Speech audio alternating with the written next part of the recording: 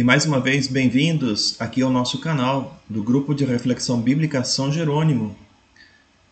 Fazemos um caminho junto com Jesus, inspirados pela sua palavra. E nesses dias, o capítulo 7 do Evangelho de Lucas nos mostra o encontro de Jesus, encontros especiais de Jesus com pequenos e pecadores. Jesus se encontra com o centurião pagão, que lhe pede a cura para o seu funcionário, seu amigo. Jesus se encontra com a viúva que leva o seu filho para ser sepultado.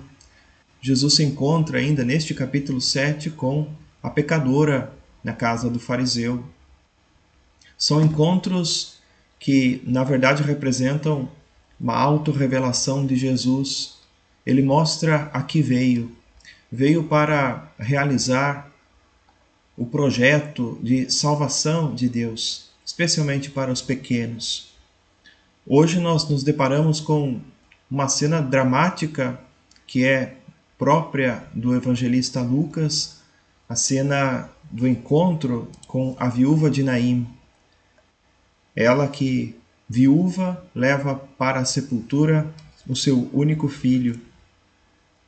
É uma cena dramática e cheia de detalhes importantes, que vão mostrando um verdadeiro anúncio, um querigma e um chamamento à fé. Jesus aqui, pela primeira vez, é chamado pelo autor do Evangelho de Senhor. Senhor é um apelativo pós-pascal da comunidade fiel, a comunidade que identifica Jesus como o Senhor da misericórdia, o autor da vida, o vencedor da morte. Senhor é o Kyrios, é o Adonai da antiga aliança, que vê a aflição do seu povo e que decide descer para libertá-lo, como nós vemos no livro do Êxodo, libertá-lo de tudo que o oprime, de tudo que o impede de caminhar. Jesus Cristo é o Senhor, aquilo que já professava o hino na carta de Paulo aos Filipenses. O Senhor esvaziado de si mesmo por amor e exaltado para a glória de Deus Pai. O texto de Lucas refere ainda elementos que são facilmente associados ao próprio Jesus na obra da sua morte e ressurreição. O texto diz que o menino é filho único, como o unigênito do Pai. A cena se passa fora da porta da cidade, como a cena da crucificação. Também o texto diz que ele se levanta, a ordem é de se levantar. A ordem ao morto é essa: levanta-te, com clara referência à ressurreição. Ou seja, é a identificação de Jesus com a nossa miséria humana.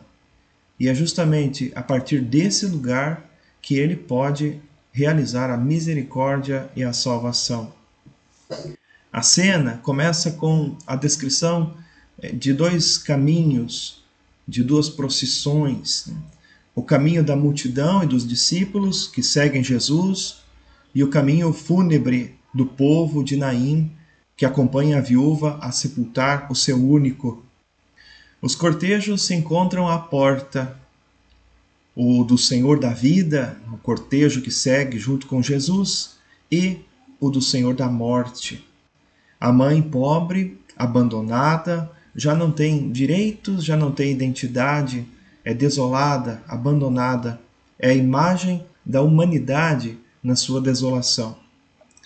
É como diz o Salmo 49, são um rebanho recolhido ao cemitério. A própria morte é o pastor que os apacenta. E a esse cortejo se contrapõe o cortejo de Jesus, o primogênito entre os mortos, como diz a carta aos Colossenses, ou seja, aquele que na sua misericórdia comunica a vida. O texto menciona o sentimento visceral de Jesus, movido de compaixão.